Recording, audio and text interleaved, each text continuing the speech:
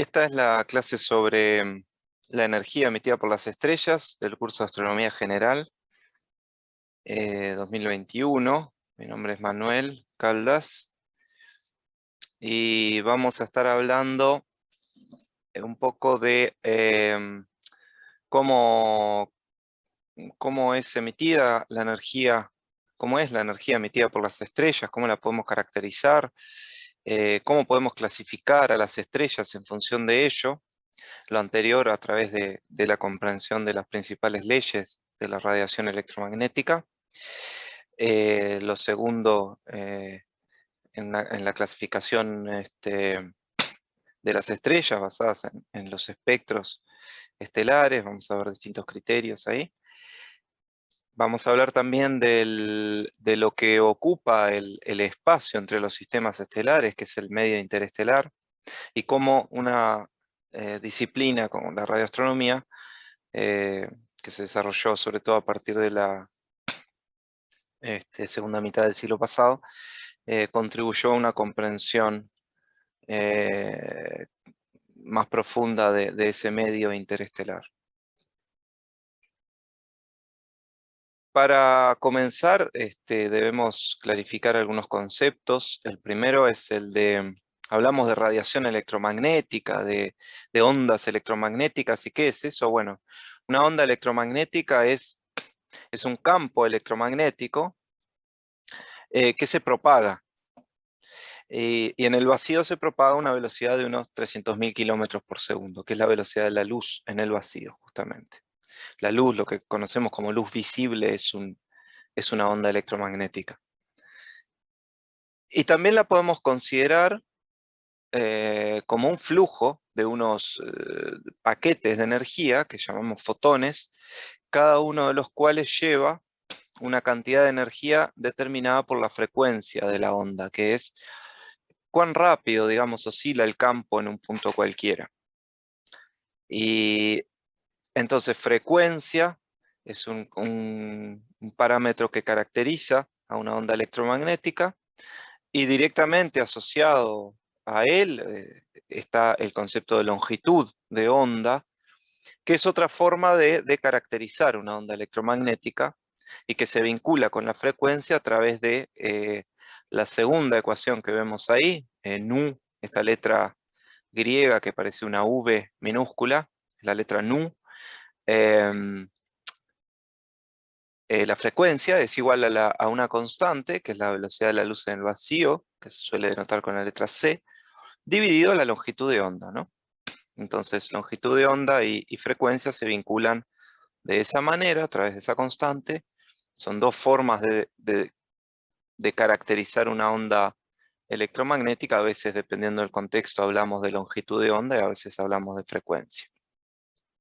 La primera ecuación, que es también muy sencilla, vincula a la energía de cada uno de estos paquetes que componen una onda electromagnética con la frecuencia, y se vinculan a través de otra constante, que es esa H, que es la llamada constante de Planck.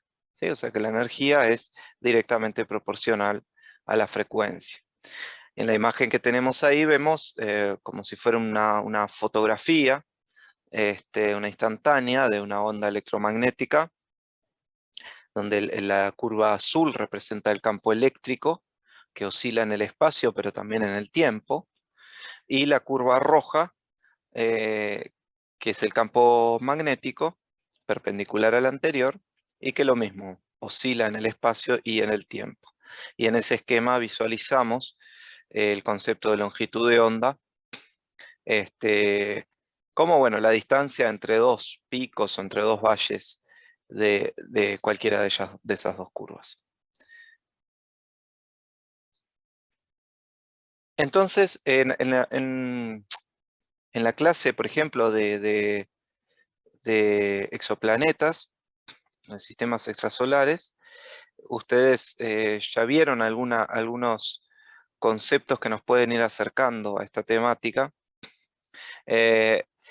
Se habló en esa clase, probablemente en otras también, espectro electromagnético, ¿no? ¿Y qué entendemos por espectro electromagnético? Bueno, el espectro electromagnético es nada más y nada menos que el conjunto de,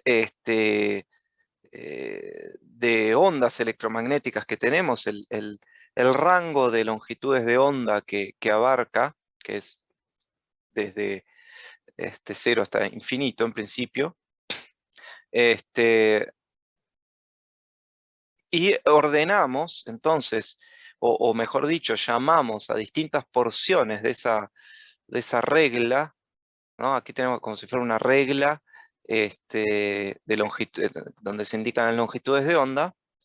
Aquí está en escala logarítmica. Y bueno, y el espectro electromagnético es el conjunto entonces de todas estas, eh, de todas las ondas electromagnéticas que ordenamos por intervalos de longitud de onda en determinados grupos que les damos nombres particulares porque comparten algunas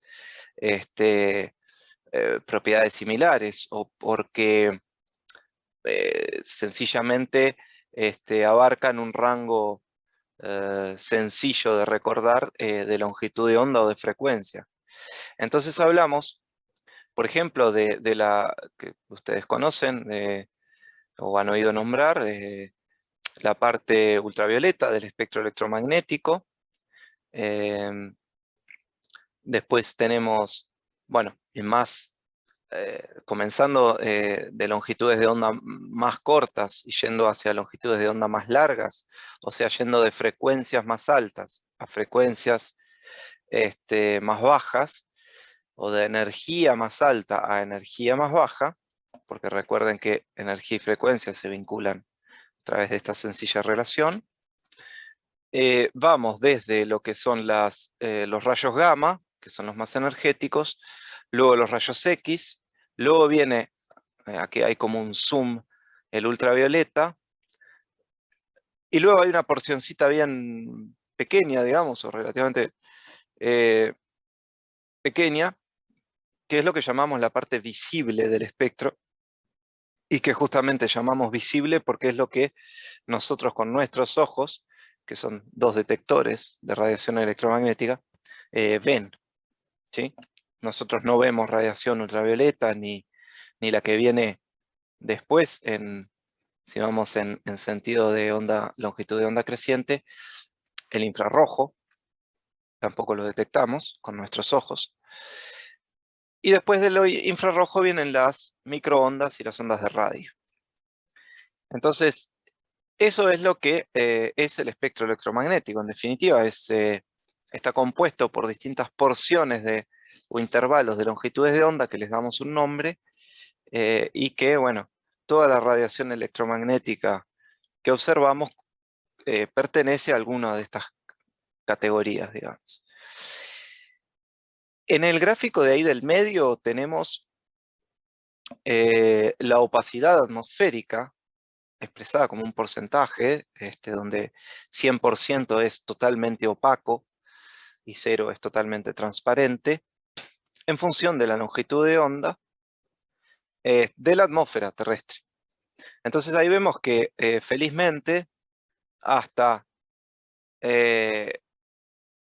una transición ahí entre el ultravioleta y el visible, la atmósfera es prácticamente opaca, totalmente opaca, no prácticamente, y eso bloquea rayos gamma, rayos X, ultravioleta, que es una cosa buena porque todos estos fotones que son muy energéticos dañan los tejidos. Entonces no sería posible la vida si esta radiación atravesara la atmósfera y llegara a nivel de superficie. Por lo menos no de la vida así como la conocemos. Entonces luego viene el visible, en donde tenemos una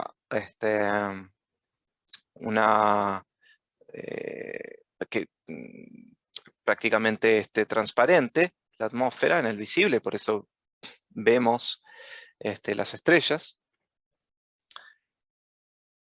Luego aquí hay picos de opacidad, llamémosle así, que pertenecen al infrarrojo, corresponden sobre todo a vapor de agua. Y luego hay una opacidad de nuevo total, hasta otra ventana, llamamos ventanas atmosféricas, a esta que está acá y a esta que está acá, que es la correspondiente a ondas de radio, ¿sí? Que podemos también observar a nivel de superficie de la Tierra con estos instrumentos que llamamos radiotelescopios y que vamos a ver más adelante alguna imagen y demás. Y bueno, y en la parte visible observamos con los telescopios ópticos que ustedes conocen seguramente. Entonces, estas dos son las dos ventanas atmosféricas que tenemos. Y luego ya hay a partir de una determinada frecuencia o longitud de onda de corte aquí, donde por debajo de la cual no es posible observar nada a nivel de superficie porque, bueno, interviene allí una parte de la atmósfera terrestre que es la ionosfera. Entonces, a grandes rasgos, tenemos dos ventanas atmosféricas, en el visible, en la parte de ondas de radio, y cualquier cosa que queramos observar por fuera de esas ventanas, tenemos que ir al espacio. Y ustedes, también algo se comentó en la clase de exoplanetas, que estuvo muy buena, y allí se mencionó, bueno, que en el infrarrojo observamos con telescopios que están en órbita, y así también en rayos gamma y rayos X y ultravioleta. Y bueno, y de hecho, en la década del 80-90 se desarrollaron estas misiones, se conocieron como los grandes telescopios, Compton, el Chandra, FUSE, el SRTF, para observar en estas porciones del espectro que no podemos observar desde la superficie terrestre. Bueno, sobre estos vamos a hablar un poco más en detalle más adelante. Y bueno, y después tenemos los telescopios ópticos que ustedes conocen, como este que se muestra aquí. Y bueno, y este gráfico es esencialmente lo mismo que dijimos recién, lo único que en lugar de opacidad, acá hablamos de transparencia, que es lo opuesto, ¿no? Donde antes teníamos 100, acá tenemos 0. O sea, donde antes teníamos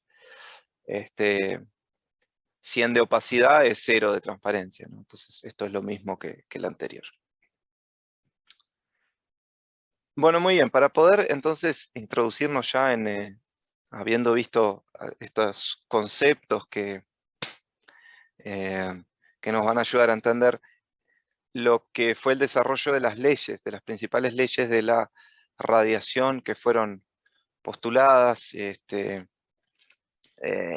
a lo largo del siglo XIX, fundamentalmente.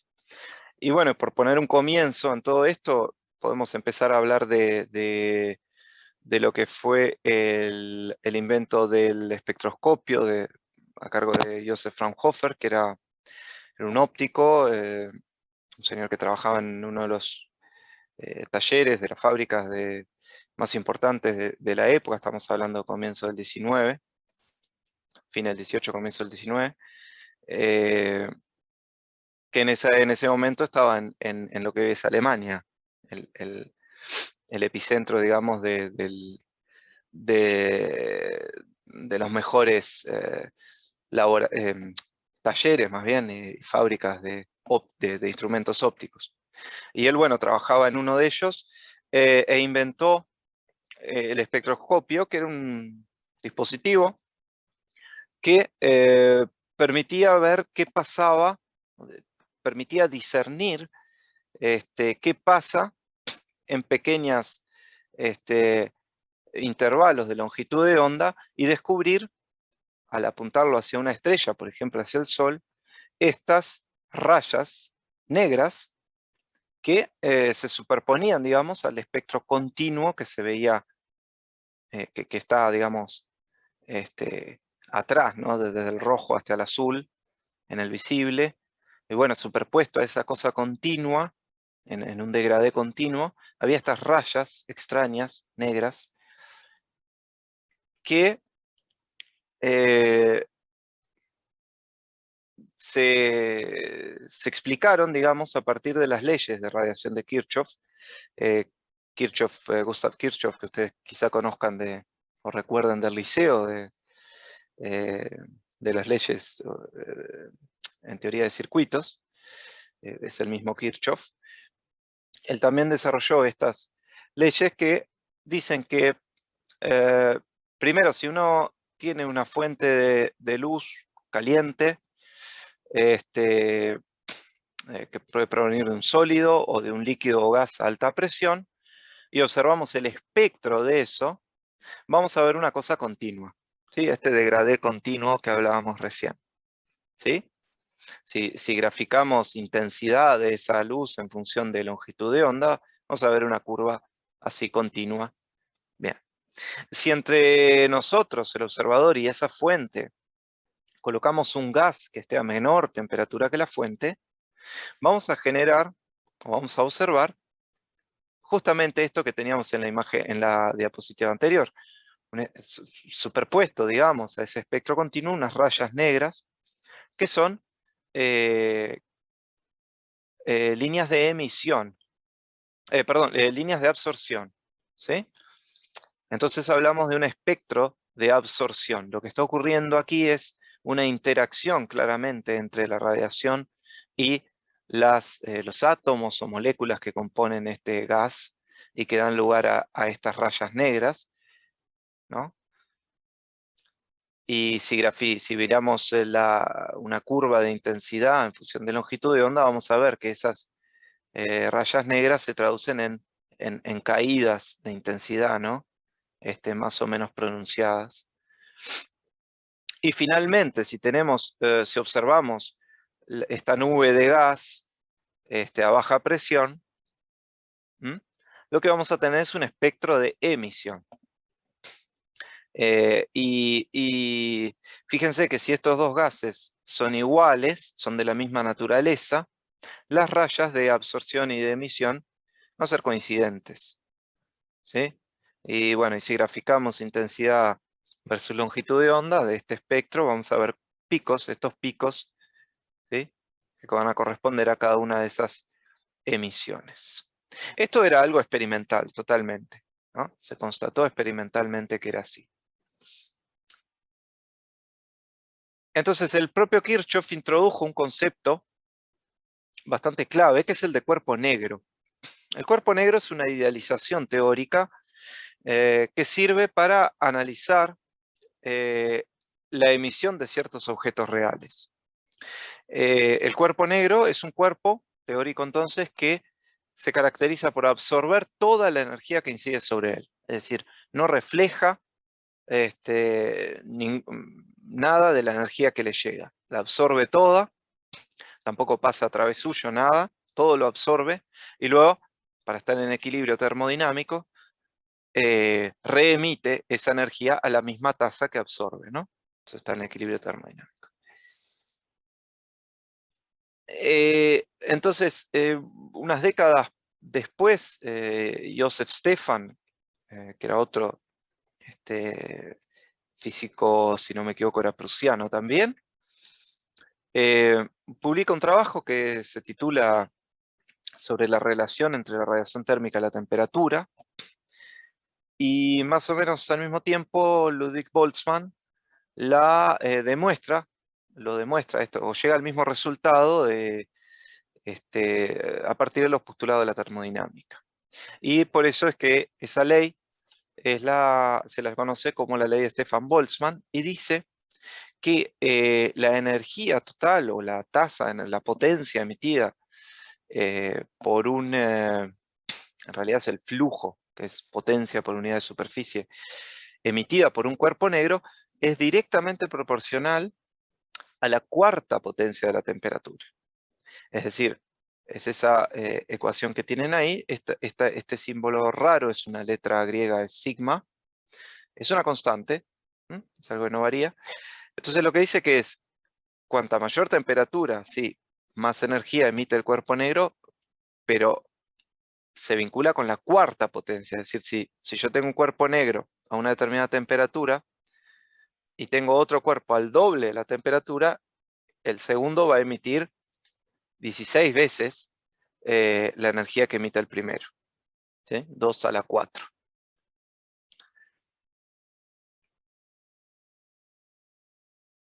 Bien, poco después, ya nos vamos aproximando a fines del siglo XIX, Wilhelm Wien descubre que el pico de emisión de un cuerpo negro, es decir, el punto en la longitud de onda a la cual ocurre el máximo de emisión, se vincula con la temperatura del cuerpo negro a través de esta sencilla relación, ¿no? La longitud de onda esa de máxima radiación es igual a una constante, no importa mucho su valor ahora, una constante dividido la temperatura, es decir, que es inversamente proporcional a la temperatura. Es decir, a mayor temperatura, cuanto más caliente está el cuerpo negro, la longitud de onda de máxima radiación, el pico de la emisión, se corre hacia longitudes de onda más cortas, es decir, hacia frecuencias más altas, ¿no? Y entonces, ¿qué tiene que ver todo esto con las estrellas? Bueno, allí dice los cuerpos negros son una buena aproximación para muchas estrellas. Podemos decir al revés, quizá. O bueno, eh, son una buena aproximación para muchas estrellas. O las estrellas son una buena aproximación de cuerpos negros. Eh, pero hay excepciones. Ahora vamos a ver qué quiere decir eso de tipo M, que a su vez son las estrellas más abundantes, las de ese tipo, que se desvían bastante de lo que es un cuerpo negro, pero no obstante resulta una buena herramienta. De hecho, Stefan utilizó su ley de Stefan, lo que después se conoció como la ley de Stefan-Boltzmann, para estimar la temperatura efectiva del Sol, y la estimó en unos 5400 grados. Y los distintos colores que observamos, por ejemplo, en esta imagen, que es de M93, de un cúmulo, los distintos colores que vemos, algunas más rojizas que otras más azuladas, se corresponden a distintas temperaturas efectivas. Esto es la ley de Wien, ¿sí? Es decir, tienen distintas temperaturas, su pico se corre un poco hacia el rojo, hacia el azul.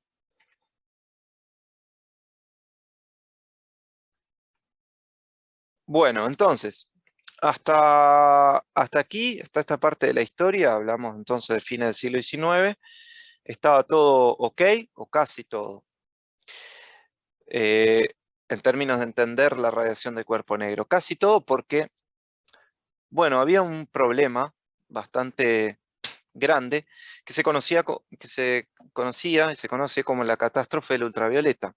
¿Y qué es? Que según la teoría clásica, es decir, si uno partía de lo que es la teoría electromagnética clásica eh, de, de, mm, de Maxwell, em, se me fue la cámara ahí, disculpen, a ver si la podemos acomodar.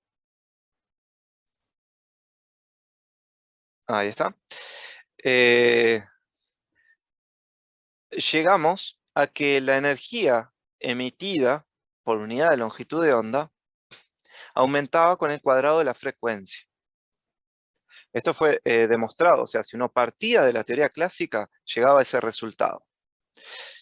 Pero si eso fuera así, un cuerpo negro emitiría una frecuencia enorme a altas frecuencias, una energía enorme, debería decir ahí.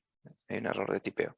Una energía enorme a altas frecuencias, al ultravioleta y más allá.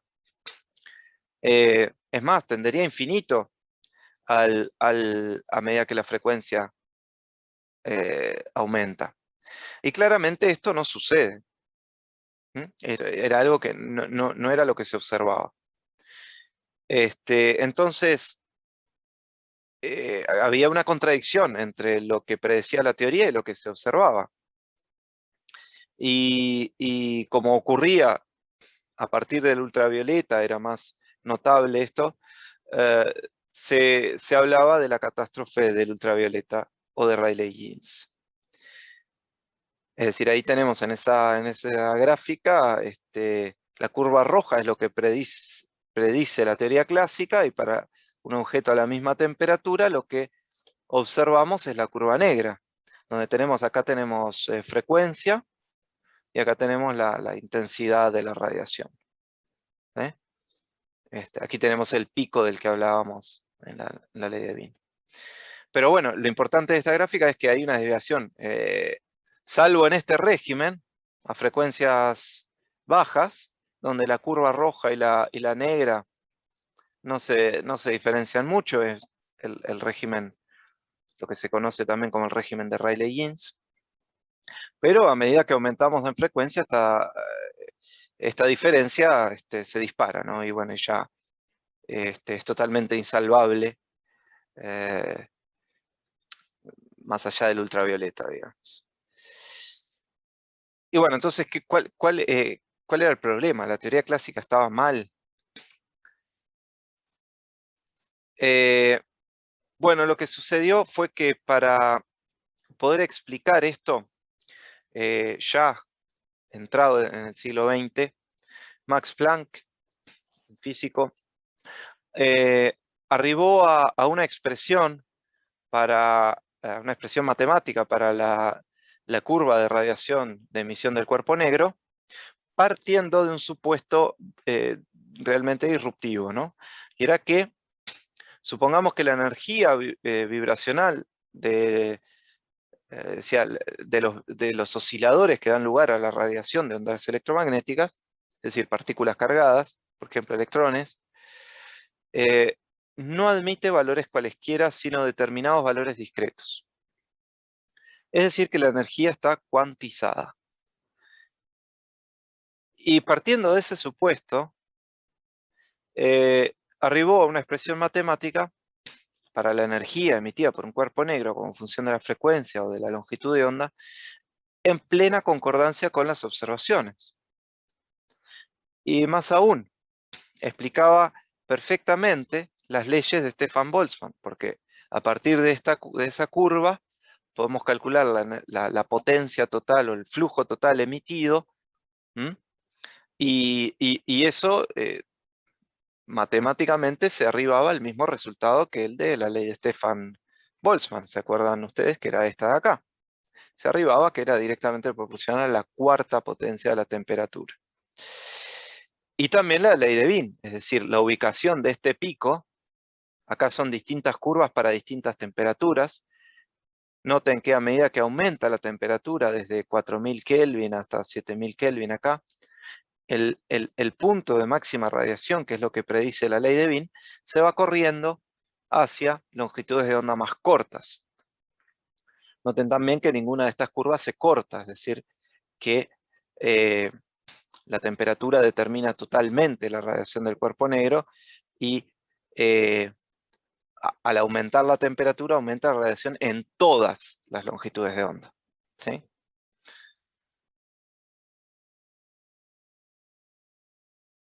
Este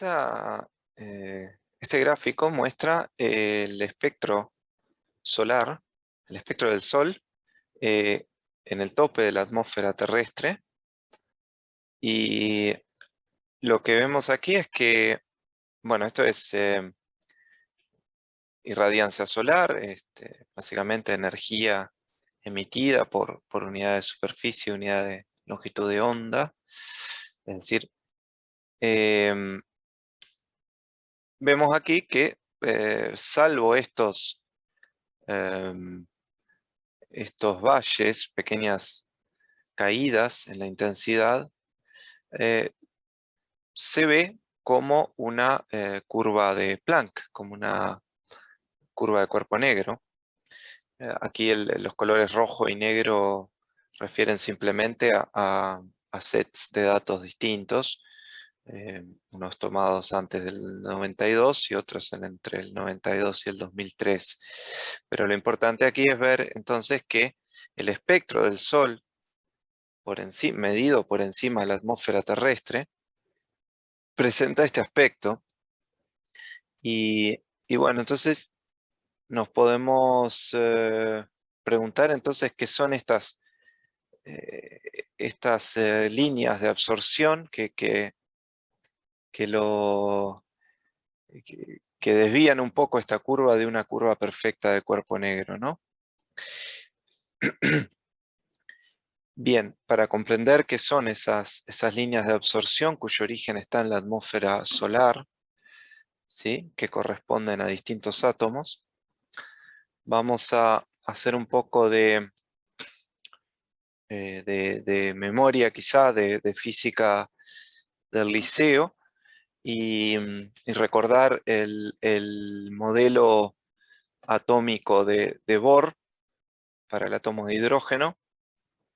Recordarán ustedes quizá que en ese modelo tenemos el núcleo atómico, en este caso compuesto por un protón, y orbitando en torno de ese núcleo está el electrón de ese átomo de hidrógeno, que puede ocupar distintos niveles energéticos, señalados, indicados con la letra minúscula n, em, y, eh,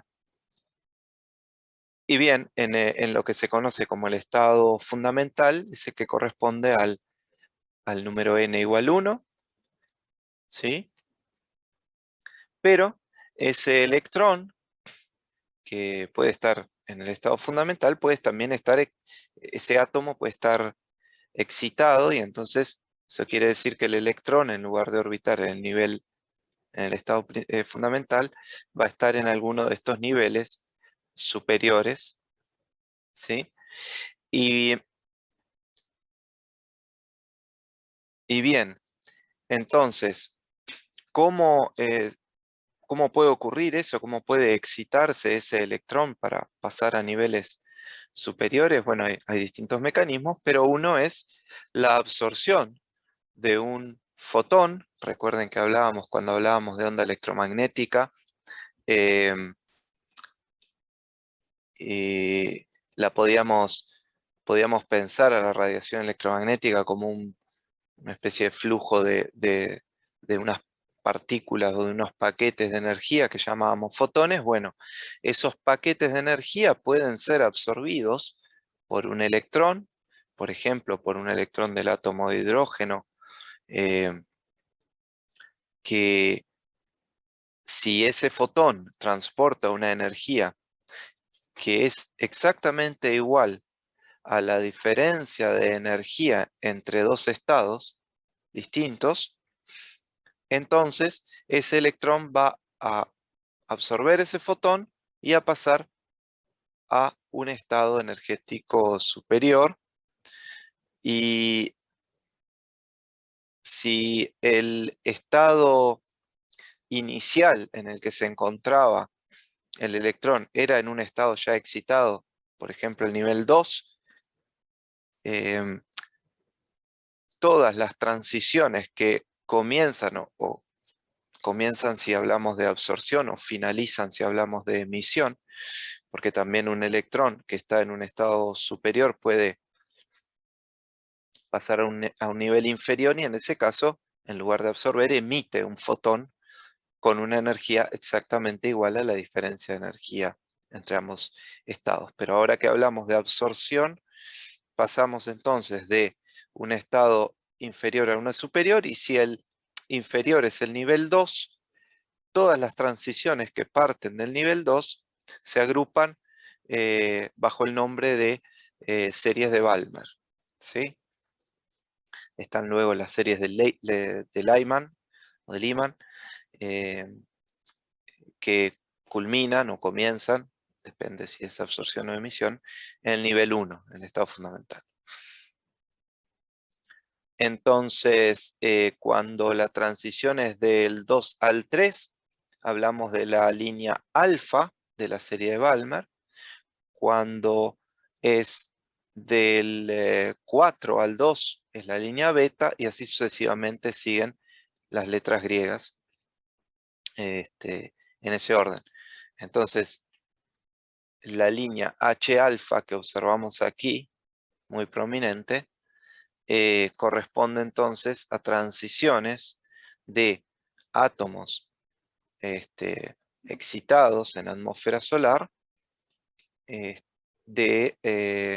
pasan o que absorben fotones con una energía exactamente igual a la diferencia entre el estado 2 y el estado 3 del átomo de hidrógeno.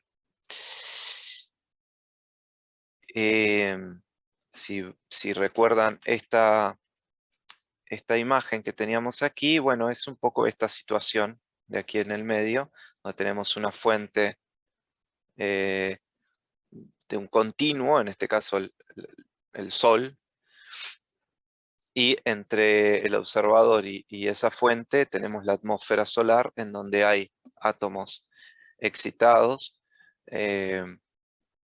que absorben algunos de esos fotones y dan lugar a rayas, a líneas de absorción.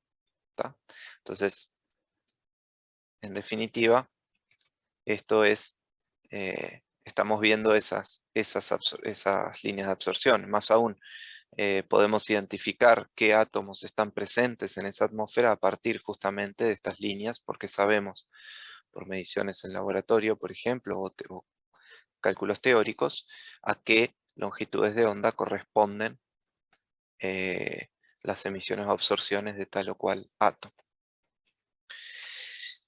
Muy bien, entonces, estudiando bueno,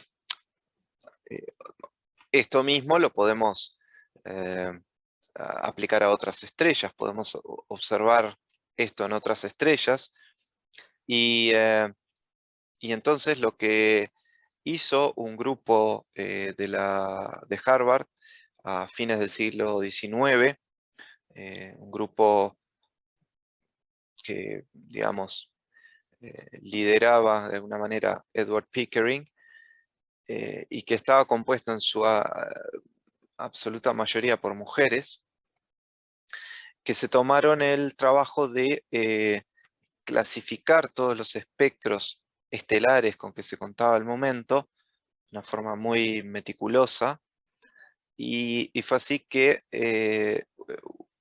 una de estas mujeres, que era a este grupo de mujeres, a este grupo de investigación se le llamó después las computadoras de Harvard, porque era un volumen muy grande de información que procesaron, y una de las primeras clasificaciones la llevó a cabo Williamina Fleming, y ella estableció entonces 5 tipos, agrupó los espectros en 5 tipos distintos, les asignó una letra, que son estas que están aquí, A, F, G, K, M. ¿Sí? Posteriormente, unos pocos años después, Annie Jump Cannon, que también era una de las que integraba este grupo, reorganizó la clasificación de Fleming y le agregó 2 categorías antes de la A, que llamó O y B, y además introdujo una subdivisión dentro de cada tipo, asignándoles números del 0 al 9. Y esta clasificación se basaba en la intensidad de determinadas líneas espectrales, y ahora vamos a ver un poco por qué eso en realidad era una organización en función de temperatura, esencialmente. Entonces, las estrellas de tipo O son las más calientes, y dentro de ese tipo las 0 o 0 son las más calientes, y las O9 las más tibias dentro de ese tipo. Y bueno, y hay una regla mnemotécnica para aprenderse los distintos tipos, porque es O, B, A, F, G, K, M, y la regla es memorizarse esta frasecita: Oh, be a fine girl o guy, kiss me, que significa sé un buen chico, chica, bésame.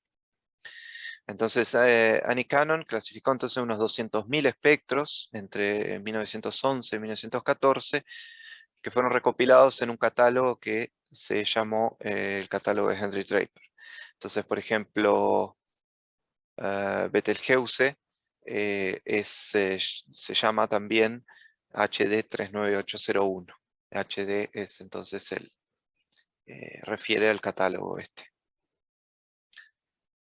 Bueno, aquí tienen una imagen donde tenemos la clasificación esta de Harvard, que se llama, que es una secuencia, como decíamos, basada en la temperatura, desde las más calientes tipo O a las más tibias tipo M.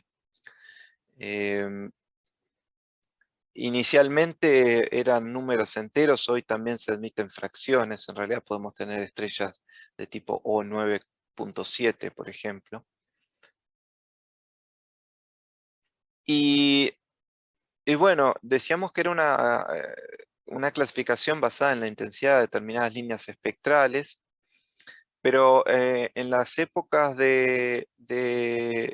ahí a fines a comienzos del siglo XX ya, no se tenía una comprensión cabal de por qué, por ejemplo, Vega, que es una estrella de tipo A0, muestra líneas de absorción de hidrógeno mucho más intensas que las del Sol, pero mucho más débiles son las líneas de absorción de calcio ionizado en el Sol que en Vega. Entonces, la pregunta que se hacía la comunidad, los astrónomos en esa época era, ¿son diferencias estas debidas a la composición? Es decir, ¿hay más calcio en el Sol que en Vega y hay menos hidrógeno? ¿O es la temperatura efectiva de la estrella el factor dominante? Y bueno, y estas interrogantes pudieron ser respondidas pocos años después por Meghnad Saha, quien derivó una expresión matemática que vincula, que es la ecuación de Saha, que vincula a poblaciones en distintos niveles energéticos de un determinado átomo como función de la temperatura. Entonces, en un gas, a una temperatura determinada, la cantidad de átomos en tal o cual estado excitado, ocupando tal o cual nivel energético, sobre el total o sobre otro nivel, va a estar determinado por la temperatura y la expresión matemática de esa relación la formuló Saha, y eso permitió comprender por qué existe por qué, por ejemplo, las líneas de absorción de hidrógeno eh, o sea, aumentaban hasta, conforme aumentaba la temperatura, hasta determinado punto, a partir del cual, o por encima del cual, esa línea comenzaba a ser más y más débil. Y eso se debe un poco a este gráfico donde se muestra la población relativa de átomos de hidrógeno ocupando el nivel 2 energético sobre el total de átomos. Y esto es derivado justamente de la ecuación de Saha y de ecuaciones de Boltzmann de mecánica estadística, digamos. Entonces, recién cuando recién cuando Saha presentó esto, se comprendió por qué ocurría que la línea de hidrógeno, o las líneas de hidrógeno,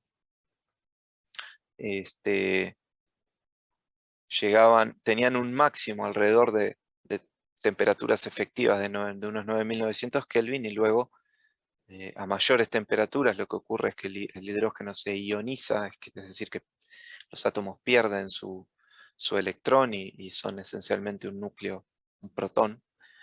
Y bueno, y entonces al estar la mayor parte ionizados, no no hay absorción de líneas de hidrógeno. Bueno, la clasificación de las estrellas en función del espectro, en función de la temperatura efectiva,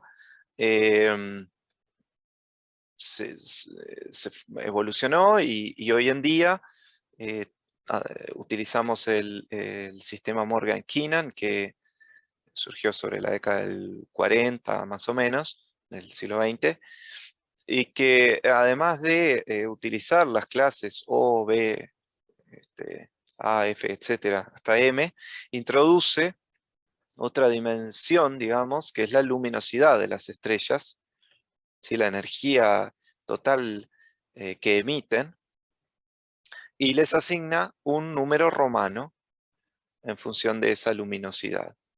Entonces, esto permite distinguir a las estrellas gigantes de las enanas, em, y por ejemplo tenemos las de clase O, 1 romano A, más, se usa para para identificar a las estrellas hipergigantes. La clase 1 romano para supergigantes, etc. Y de esta forma el Sol entonces es de tipo espectral G2, número romano 5. ¿Qué quiere decir entonces? Una estrella de la secuencia principal, por eso es, y ahora vamos a ver qué es la secuencia principal, por eso el número romano 5, y el G2, de tipo G2, corresponde a una temperatura efectiva de unos 5800 Kelvin. Y lo que decíamos de la secuencia principal es, bueno, si uno ordena entonces en un diagrama tipo espectral y bueno, acá está magnitud absoluta o luminosidad, dos formas de más o menos decir lo mismo, encuentra que tenemos un grupo de estrellas que siguen esta especie de curva de aquí. Ustedes vean acá está el número romano 5, y las que siguen esta curva se llaman estrellas de la secuencia principal, pero luego hay estrellas que son que ocupan un rango de tipo espectral que va desde B hasta K, típicamente, pero que tienen luminosidades más bajas, y ese grupo se las conoce como enanas blancas. Después, acá estaban las hipergigantes que hablábamos, que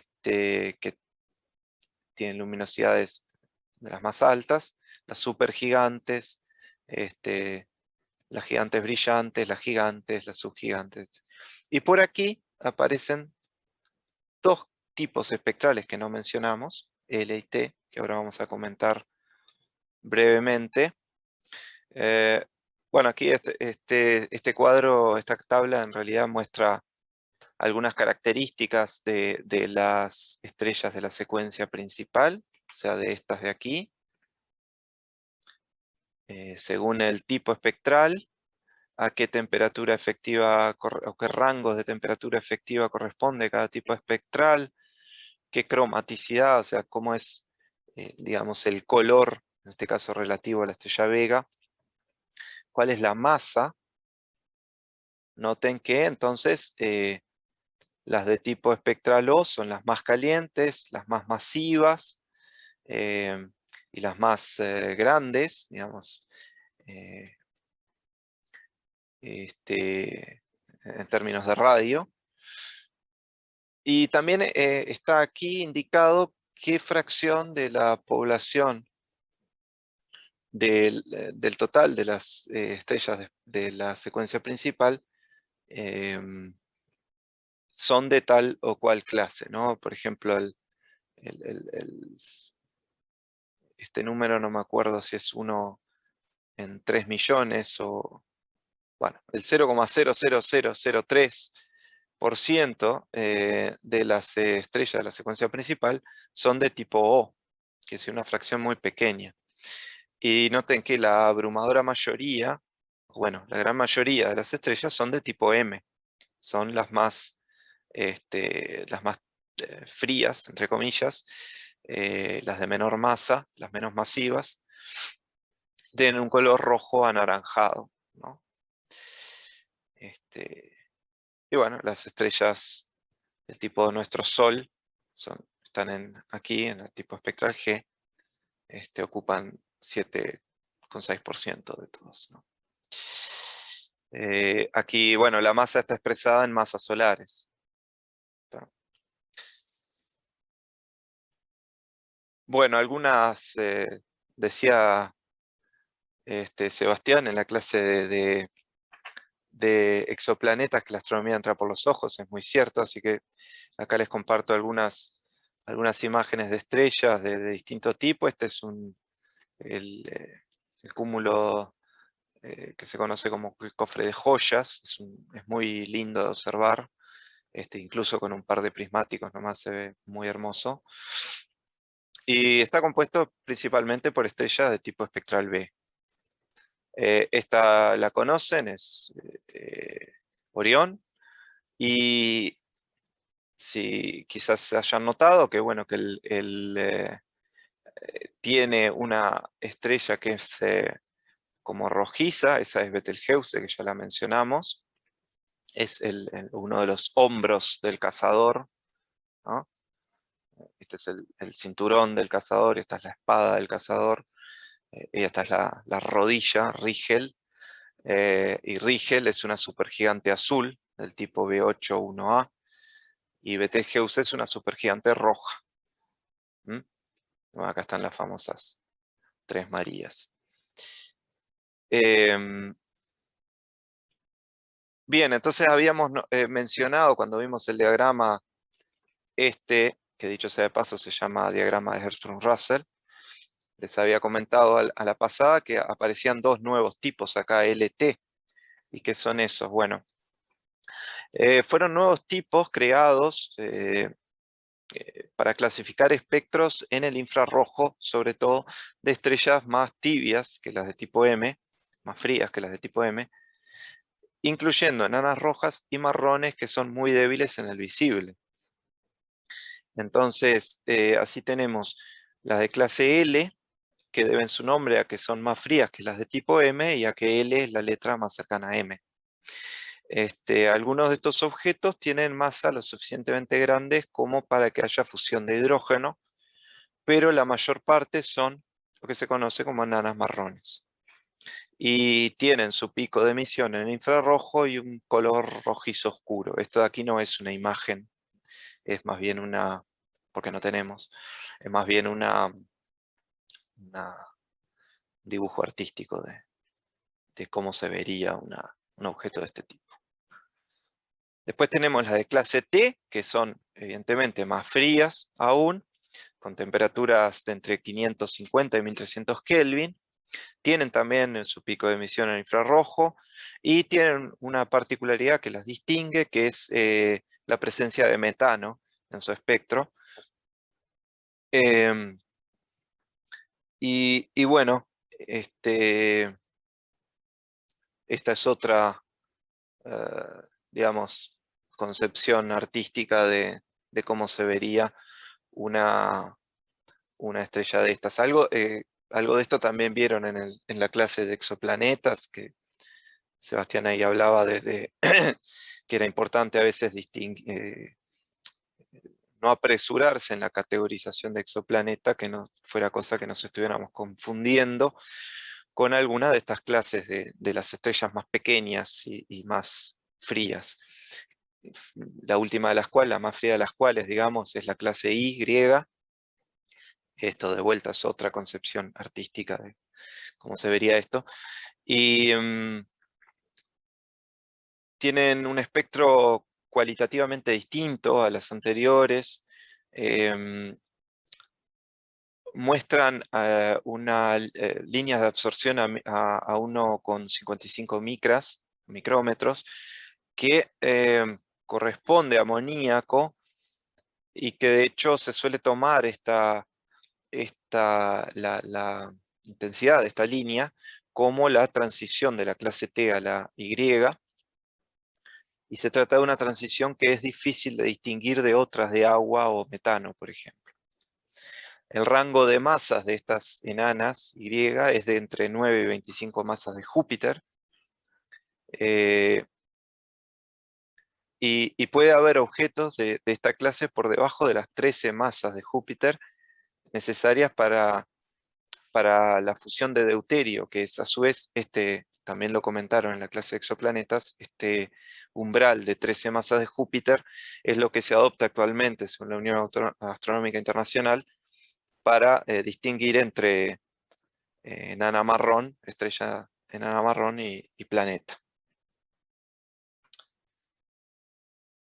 Bueno, hasta aquí un poco algunas pinceladas de lo que de la energía que emiten las estrellas, de cómo son los procesos que gobiernan la radiación de esas estrellas, y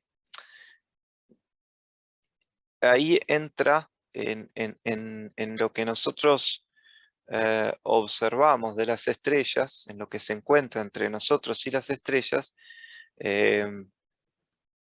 existe el medio interestelar. Esencialmente es, como su nombre lo indica, lo que ocupa el espacio entre sistemas estelares en la galaxia. El medio interestelar tiene una masa que es del orden del 1% de la masa de la galaxia. Eso corresponde a 10 a la 9 masas solares. Y ya en tiempos de Herschel se conocían estas estructuras como la que se muestra en esta imagen de la Cruz del Sur, donde, si ustedes ven con un par de prismáticos ya lo pueden ver, esta mancha oscura, que es la bolsa o el saco de carbón. Y bueno, en tiempos de Herschel a esto se le llamaban los agujeros en el cielo o nebulosas oscuras. Y había distintas conjeturas sobre qué era. Pero bueno, hoy sabemos que esta aparente ausencia de estrellas, estos agujeros, estas manchas negras, se deben a la extinción de luz visible por polvo interestelar. Y entonces, este es uno de los dos componentes principales del medio interestelar, justamente. El medio interestelar está compuesto, por un lado, por una fase sólida, que es polvo en forma de granos, muy pequeños, ¿no? de tamaños del orden de una micra y menos, ¿sí? Y el otro gran componente del medio interestelar es gas. El gas interestelar, que es casi todo hidrógeno. Y este hidrógeno se nos puede presentar en el medio interestelar en tres formas. Se puede encontrar en su forma atómica neutra, que representa aproximadamente la mitad de la masa del gas interestelar. En forma molecular, de H2, que representa aproximadamente la otra mitad de la masa de gas. Y se nos puede presentar también como hidrógeno ionizado, que lo indicamos de esta manera, H y 2 romanos, ¿no? El hidrógeno neutro, entonces, o cualquier átomo neutro en el contexto de astronomía, se indica con el número romano 1, y con número romano 2 cuando está ionizado una vez, es decir, ha perdido un electrón. Entonces, bueno, tenemos que el medio interestelar es polvo y gas. ¿Y gas qué gas? En su gran mayoría, hidrógeno, que se nos presenta en tres formas distintas, o en forma atómica neutra, molecular o ionizada. Esta imagen de acá abajo muestra un grano de polvo interestelar, y ahí ustedes ven la escala de un micrómetro, que es una millonésima parte de metro, entonces, ¿no? Para tener una idea. Bueno, el polvo interestelar fue la evidencia definitiva de su existencia, digamos, se presentó en el año 30 por Trumpler en un relevamiento que hizo de cúmulos abiertos, y donde encontró que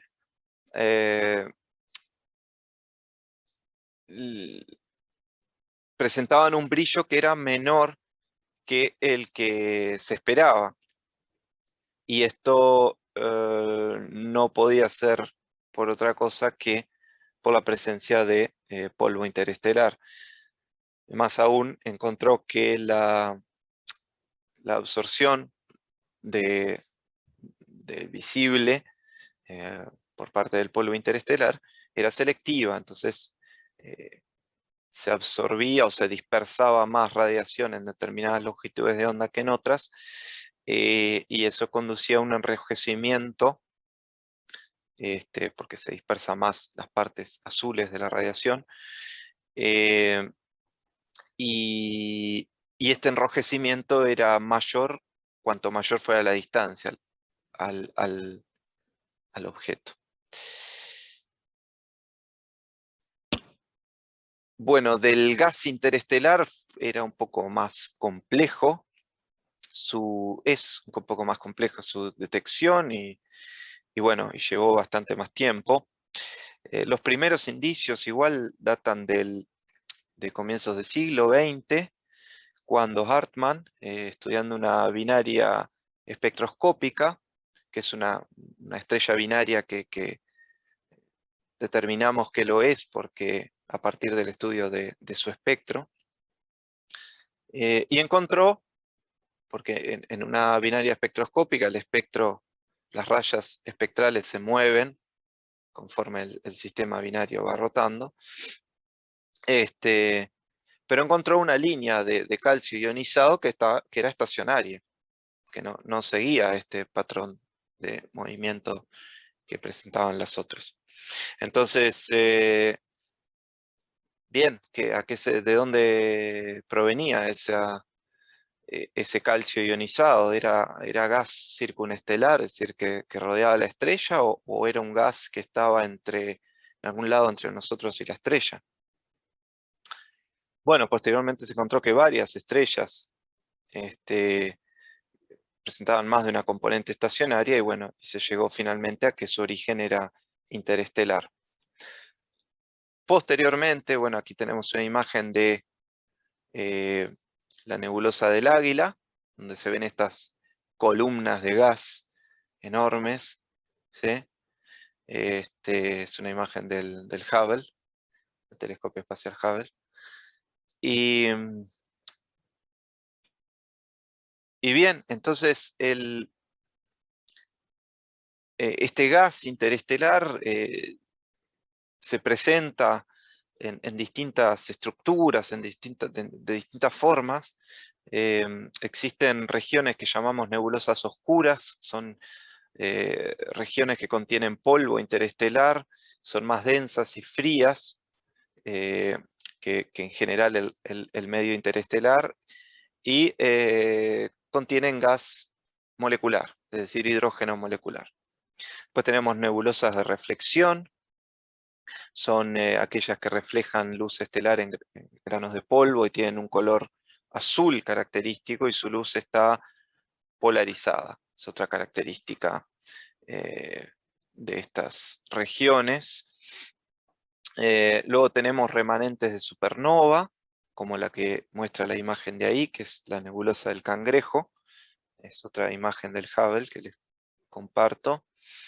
Y estas remanentes de supernova son partículas aceleradas a muy alta energía durante la explosión de la supernova, y que producen emisión parcialmente polarizada en todas las longitudes de onda, produce un espectro continuo por dos mecanismos uno llamado sincrotrón, que se produce cuando una partícula cargada, por ejemplo un electrón, a muy alta velocidad, a velocidades relativistas próximas a la luz, son aceleradas en campos magnéticos y bueno, y producen emisión de radiación electromagnética. Bueno, otras regiones del medio interestelar que son muy muy importantes, digamos, son las regiones H2.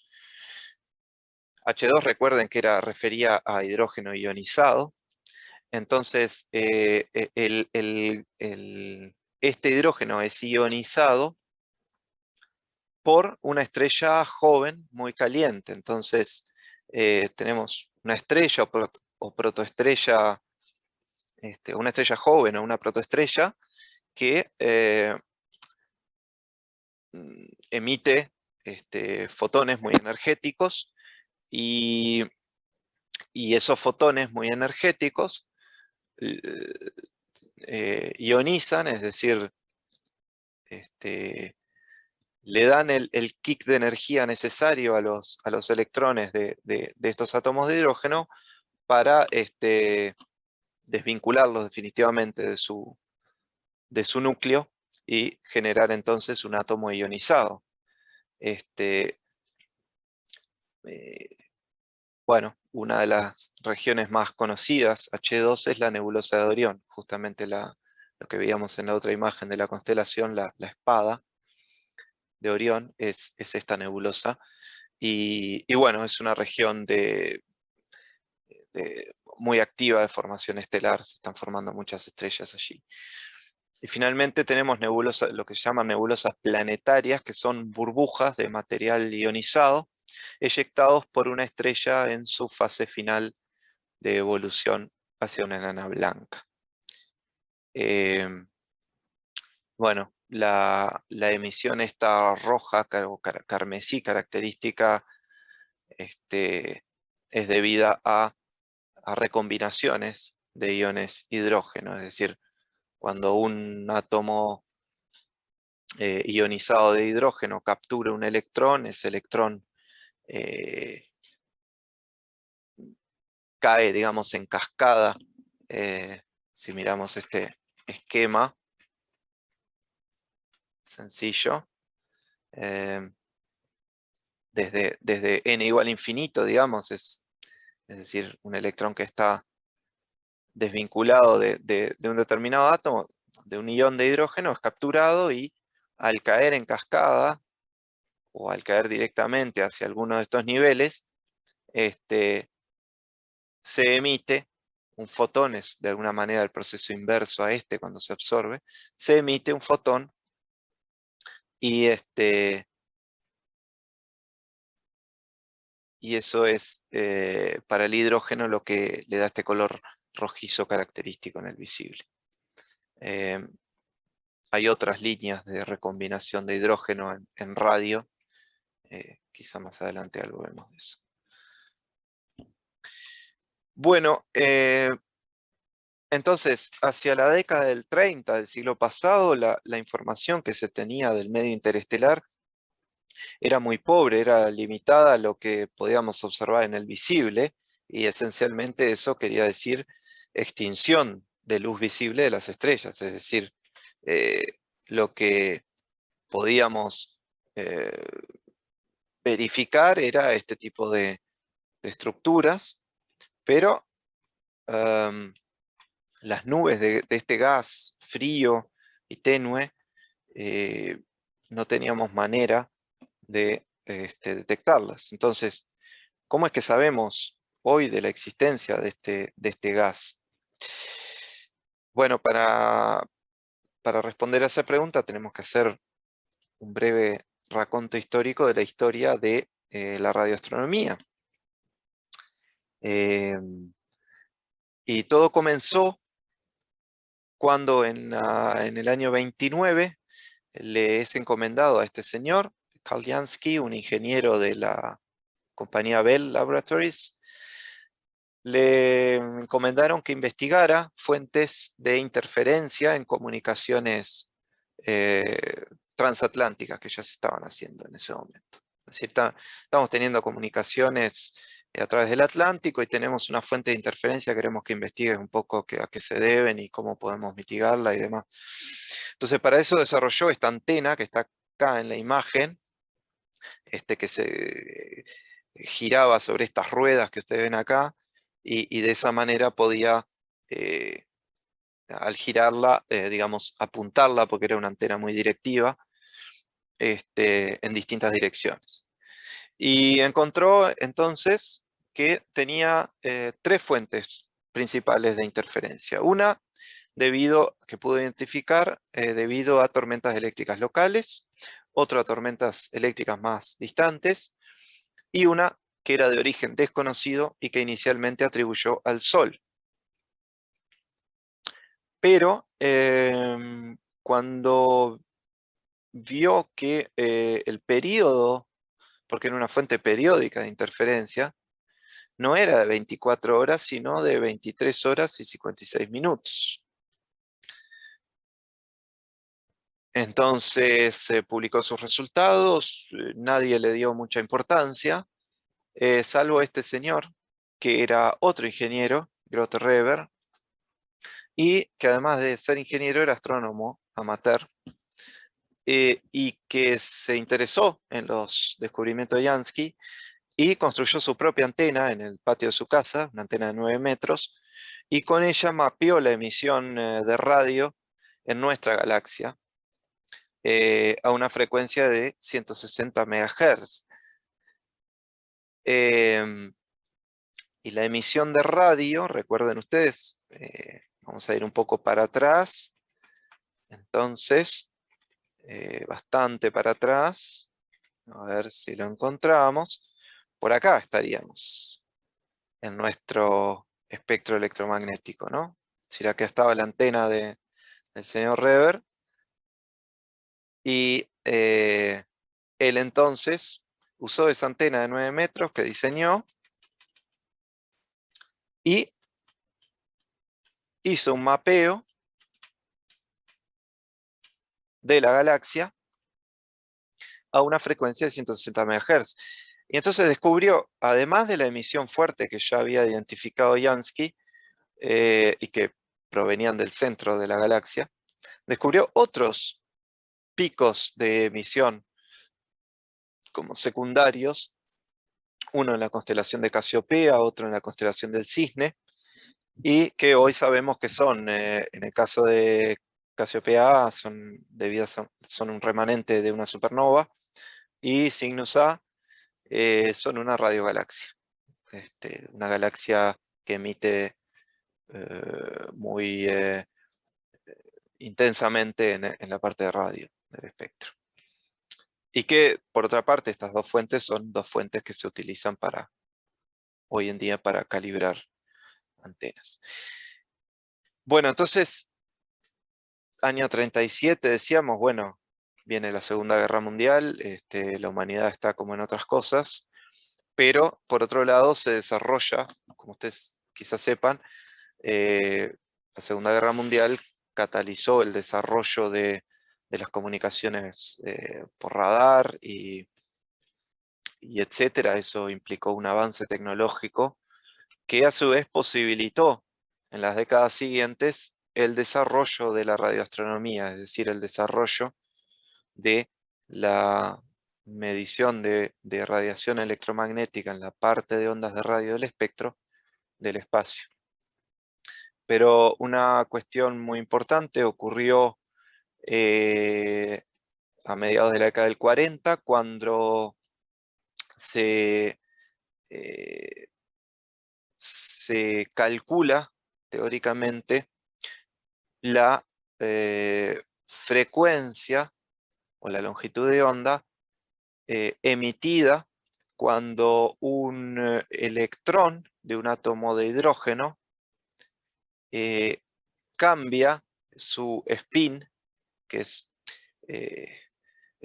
uno de los números cuánticos del átomo, y que para que entendamos, simplemente refiere al sentido de rotación, digamos, por decirlo de alguna manera, del electrón. Entonces el electrón puede girar o bien en este sentido o bien en este sentido, y cuando pasa de girar de un sentido a otro sentido, hay una pequeña diferencia de energía entre uno y otro estado, y esa pequeña diferencia de energía corresponde a una longitud de onda de 21 centímetros. Es decir, que se está es una onda de radio, ¿no? Porque es una frecuencia de 1420 MHz. Y eso, que se llama la línea de 21 centímetros de hidrógeno, es una transición muy improbable, no ocurre frecuentemente, pero como en el universo tenemos mucho hidrógeno, es detectable, es medible. Y efectivamente, en el año 46, Martin Ryle y von Berg utilizaron un par de antenas, lo que se llama un interferómetro, y pudieron obtener una mayor resolución que les permitió identificar más precisamente la ubicación de los picos de emisión de radio. Y bueno, y durante la década del 60 se hicieron con mapeos de la Vía Láctea de esta emisión, midiendo esta emisión de 21 centímetros. En el año 59 ya se publica un catálogo con las 471 fuentes más brillantes en esta frecuencia, y lo que se llama el catálogo, que se suele abreviar como 3C, de Cambridge, la C. En lo que hace a cómo la radioastronomía contribuyó al estudio del medio interestelar, bueno, se suelen identificar estos grandes hitos. En el año 63 se detecta el radical hidroxilo en el medio interestelar, y pocos años después, en el año 70, se detecta monóxido de carbono en el medio interestelar, y esto significó un verdadero hallazgo, porque es un trazador, esta molécula de gas muy, muy utilizada, una herramienta muy poderosa para caracterizar el gas interestelar. Y bueno, y en los años subsiguientes siguió avanzando la tecnología, siguió avanzando tanto en la parte de telescopios como en la parte de receptores y demás. Se avanzó en observaciones milimétricas y submilimétricas, esto refiere a la longitud de onda, que posibilitó la detección de nuevas moléculas que emiten por transiciones rotacionales. Las moléculas rotan, tienen distintos sentidos de rotación y formas y modos de rotación, y al pasar de unos a otros modos de rotación, emiten emiten radiación electromagnética en la parte de ondas de radio. Y sabemos por cálculos y por eh, mediciones en laboratorio a qué longitud de onda corresponde tales y cuales transiciones de tales y cuales moléculas. Entonces, a la inversa, si detectamos emisión en tal longitud de onda, podemos atribuirla a tal o cual molécula y a tal o cual transición. Entonces, esto permitió avanzar en el conocimiento del medio interestelar y a identificar las principales regiones, además de las que ya nombrábamos. Empezamos por las regiones las más frías, que son regiones dominadas por hidrógeno atómico, neutro, más algunos iones de baja excitación, carbono, calcio, con temperaturas típicamente entre 50 y 150 Kelvin, con valores típicos de 80 Kelvin. Se detectan, bueno, justamente a través de la línea de 21 centímetros de hidrógeno, la que veíamos, la que explicábamos recién. Tiene una morfología en forma de nubes, con un tamaño característico de unos 5 parsecs, y densidades del gas, densidades de hidrógeno, de entre 1 y 100 átomos por centímetro cúbico. Fíjense que esto es muchísimo más vacío que el mejor de los vacíos que podamos crear en la Tierra, ¿no? Hablamos de entre 1 y 100 átomos por centímetro cúbico. Y con masas de típicamente entre 50 y 500 masas solares. Presentan velocidades debido a turbulencias de entre, es un gas, suele ser gas turbulento y midiendo el ancho de esta línea de emisión de hidrógeno de 21 centímetros, encontramos que los anchos corresponden típicamente a 1 a 4, entre 1 y 4 kilómetros por segundo. Es la velocidad interna turbulenta de este gas, ¿no?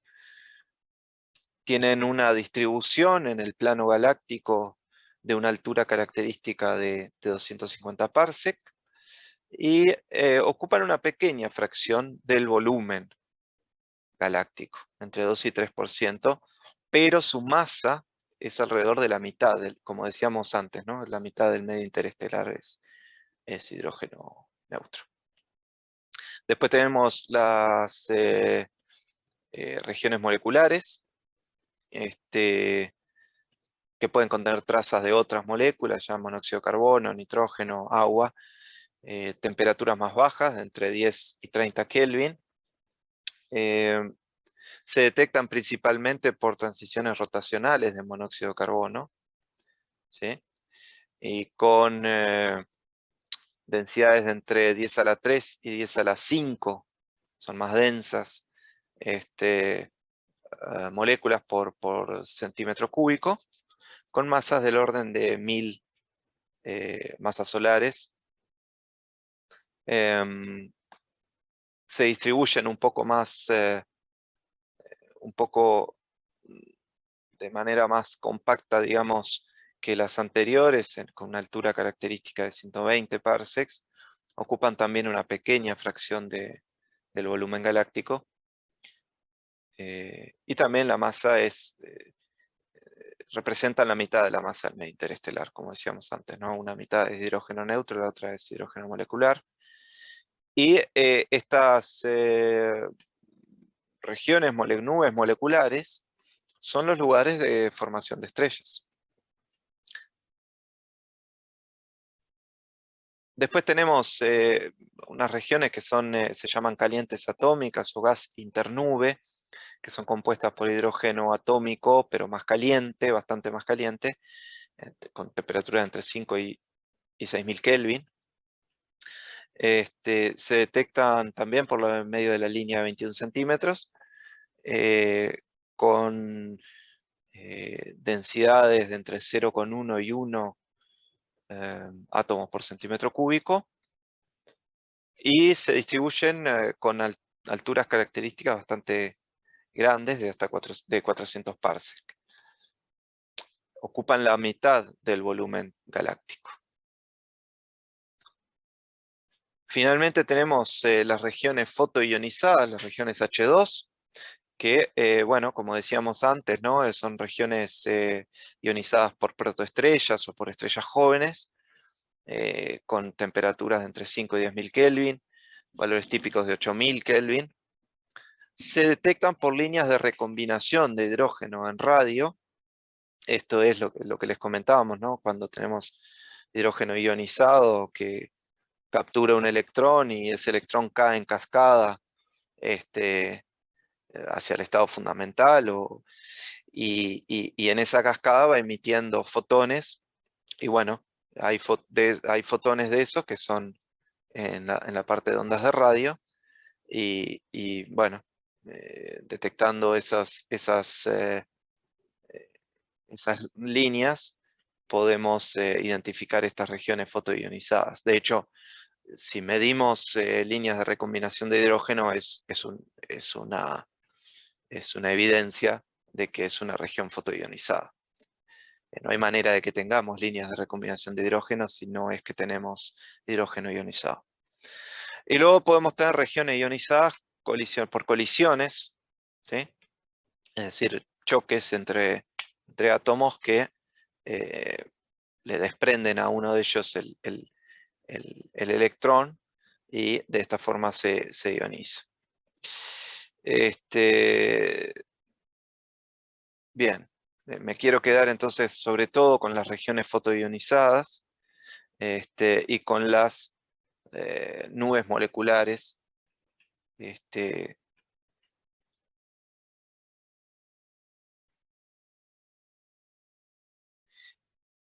Entonces, bueno, otras estructuras, otras categorías de estructuras que podemos encontrar y que son objeto de estudio actualmente. Tenemos las nubes moleculares gigantes, que son las estructuras más grandes que tenemos en la galaxia.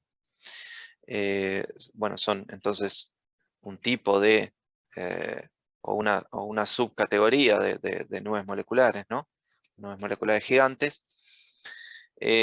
Dentro de las nubes moleculares podemos tener como especies de grumos, que se llaman núcleos moleculares calientes.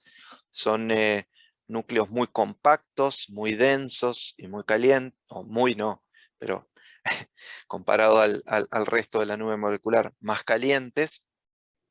Y su relevancia astrofísica, digamos, es que son la cuna de estrellas masivas, es decir, de estrellas de más de 8 masas solares. Las regiones H2 ya las mencionamos.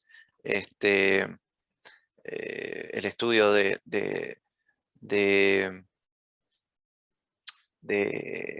máseres de distintas. Máser es la versión en radio del láser, digamos. Es un efecto de amplificación de una radiación de fondo, ¿sí? Y bueno, hay distintas moléculas que podemos que producen máseres en estas regiones. El metanol es una, el agua es otra. Y bueno, fenómenos de eyección de materia en objetos estelares jóvenes. Bueno, todos estos refieren a distintas etapas en la evolución o en etapas de la formación estelar. Y bueno, y para estudiar todo esto, que fue toda una ventana nueva que se abrió entonces, como decíamos, sobre todo a partir de la década del 60 del siglo XX, usamos estos instrumentos, radiotelescopios. Veíamos que Grote-Reber armó el suyo de 9 metros, bueno, que es el radiotelescopio de Green Bank, en Estados Unidos, tiene 100 metros de diámetro. Bueno, hay muchos otros. Bueno, este es el del Observatorio de Yévez en España, tiene 40 metros. Bueno, cuanto más grande el reflector, que es el disco evidentemente colectamos más energía, pero también ganamos en resolución, es decir, en la habilidad de distinguir dos fuentes cercanas, ¿no? Cuanto más grande, mayor resolución y mayor sensibilidad del instrumento también. El de Yévez entonces tiene 40 metros, este es el gran telescopio milimétrico en México, es relativamente de reciente construcción, es de 50 metros. Y tenemos el reflector más grande, es el FAST chino, que tiene 500 metros, en su época era Arecibo con 300. Hoy, entre que Arecibo no está operativo y que este es más grande, bueno, este es el más grande. Pero además de hacer observaciones con un solo reflector de esto, con un solo radiotelescopio, podemos combinar varios, y entonces tenemos lo que se llama un interferómetro. Lo que ganamos al hacer esto es, ganamos en resolución. es decir, en la capacidad de distinguir entonces, como decíamos, dos fuentes cercanas. Y esto es muy importante cuando uno quiere ver el detalle de una estructura, por ejemplo, de uno de estos núcleos, por ejemplo, de estos grumos calientes y densos en una nube molecular, o la estructura que uno quiera, digamos, ver el detalle, ver su detalle, precisa observaciones con mayor resolución, como las que posibilita este tipo de instrumentos, como el interferómetro que es quizá uno de los más conocidos, esta imagen, que es el VLA en Estados Unidos, que está compuesto por 27 antenas de 25 metros de diámetro. Eh, eh, ALMA es otro de los grandes, digamos, hasta no hace mucho, hasta no hace poco era, mejor dicho, hasta no hace mucho era el, el interferómetro por excelencia, el experimento científico, astronómico, de los más importantes, y ahora ha sido un poco desplazado por el SK, pero bueno, ALMA es un conjunto de, creo que alguna imagen obtenida con ALMA eh, mostró el CEO, mostró Sebastián Brusón en su clase de exoplanetas. Bueno, es este array, como se llama, o arreglo de antenas que están en el llano de Chajnantor, en Chile, y está compuesto por 66 antenas, 54 de 12 metros y 12 de 7, y se logra una resolución realmente espectacular, y además con una eh, con un este, con una se barre un rango muy amplio de frecuencias también. Bueno, mencionaba entonces el SK, es un proyecto que está en ejecución y diseño este, y en pleno desarrollo. Es un proyecto muy ambicioso, en el que forman parte más de una veintena de estados y de organizaciones del mundo, y que implica la construcción de varios radiotelescopios, sobre todo en Sudáfrica y Australia. Entonces va a ser un array de radiotelescopios del estilo de los que están en la imagen de esa, pero también de otro tipo, de antenas más chiquitas. Este, y bueno, va a producir un volumen de información tan grande que se precisa mucho desarrollo de software para poder procesar eso, de lo que se llama técnicas de Big Data, o de manejo de grandes volúmenes de información. Y bueno, es también, además de ser un gran proyecto científico y tecnológico, es una verdadera usina de investigación en otras áreas más tecnológicas, digamos. Y de vuelta, lo que se gana con interferómetros de estas características es el poder de resolución que es cada vez más mayor. Bueno, tenemos además interferómetros de muy larga línea de base, que se llaman, que es cuando combinamos radiotelescopios ubicados en distintas partes del mundo y conformamos una red con eso, y todos estos telescopios observan la misma fuente, y lo mismo, ganamos resolución. Se puede usar también, además con fines astronómicos, se puede usar con fines geodéticos, en ese caso lo que se hace es observar una fuente estable, que desde el punto de vista astronómico, astronómico no tiene mayor relevancia, pero que sirven como fuentes estables de emisión. Y con esas mediciones lo que se hace es, bueno, mediciones de interés geodético, es decir, refieren a la forma de la Tierra y a los movimientos de la superficie de la Tierra, de las placas que conforman la corteza terrestre. Pero bueno, en lo que hace astronomía, tenemos la red esta de BLBI europea, que está compuesta por todos estos radiotelescopios. Acá tienen el de Jeves que veíamos. Acá tenemos el de Uppsala, donde yo hice mi proyecto de fin de carrera. Jodrell Bank es otro observatorio muy emblemático, ubicado en Reino Unido. Y bueno, y muchos otros. Incluso se llama BLBI europea, pero hay telescopios de otras partes del mundo. Otro conjunto de radiotelescopios que hacen esto es el Event Horizon Telescope, y ustedes quizá lo conozcan. Bueno, ahí está el LMT o el GMT, como ustedes quieran llamarle, que es el que mostrábamos de México. Forma parte de esto. También Apex. Apex está justo al lado de ALMA. De hecho, fue uno de los prototipos de ALMA. Y ustedes quizá conozcan esta imagen obtenida con el Event Horizon, construida con datos del Event Horizon Telescope, que fue la primera imagen de un agujero negro en 2019.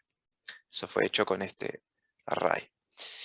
Bueno, entonces, ¿qué podemos observar con radiotelescopios y demás? Bueno, estos son tipo de información que podemos producir. Esto es de un trabajo relativamente reciente. Y ahí ustedes ven entonces estas que dicen H62 alfa, H78 beta. Bueno, estas son líneas de recombinación de hidrógeno en radio, ¿no? ¿Se acuerdan que veíamos la línea de Balmer, que era H alfa? Bueno, ahí era involucrado al nivel 2. Bueno, acá involucra al nivel 62. O sea que está bastante más, digamos, alejado del núcleo. Y 78, 89, entonces transiciones entre niveles tan altos producen fotones en la parte de ondas de radio, como estas de acá. Y bueno, entonces claramente, como acá tenemos líneas de recombinación de hidrógeno, esta fuente es una región H2, claramente, y es la única que presenta de estas. Bueno, y otras moléculas que podemos detectar, ¿no? Hablamos de amoníaco, pero también esta de acá es bastante relevante, HC5N, pertenece a una familia de moléculas bastante relevantes, que son las cianopolinas, se llaman. Y bueno, podemos producir este tipo de espectros y sacar conclusiones a partir del estudio de estas líneas, de su ancho,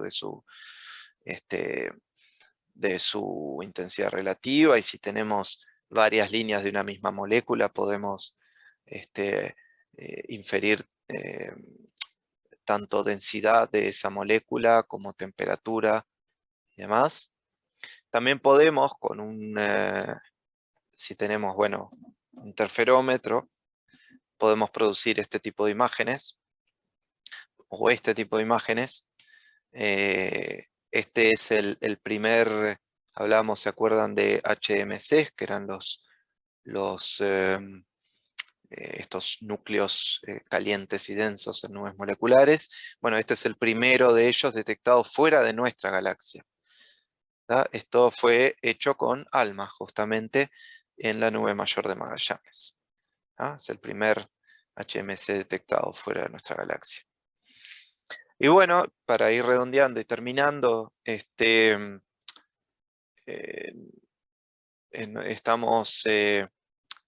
a nivel del Departamento de Astronomía, de la Facultad de Ciencias, y en conjunto con Antel también, formando parte de esto que se llama Iniciativa BLBI Iberoamericana, que es una iniciativa que busca justamente conformar una red de telescopios, de radiotelescopios, en América Latina y España y Portugal. Y tiene la particularidad de que todos los radiotelescopios que formarían parte de esa red son antenas que antes se usaban para telecomunicaciones, como es el caso de nuestra antena estándar A de 32 metros en la estación de Manga de Antel, que está en desuso, y que haciendo una serie de adaptaciones, digamos, no no demasiado complicadas y no demasiado costosas, podemos convertirla en un radiotelescopio y así, por una inversión moderada, disponer de un instrumento científico que al formar parte de una red así adquiere una relevancia fundamental, y además al ser proyectos que involucran trabajos de reconversión y de trabajos vinculados al instrumento en sí, permiten la generación, digamos, de una masa crítica de ingenieros, astrónomos y demás que después puedan utilizar estos instrumentos con fines astronómicos. Entonces, estamos formando parte de esta iniciativa que está en etapas muy iniciales, pero que bueno, promete ser un embrión del desarrollo de la radioastronomía en Latinoamérica. Bueno, algunas lecturas recomendadas aquí para ir terminando. El primero es una especie de compendio, está en español, de introducción a la física del medio interestelar de la Universidad de Barcelona.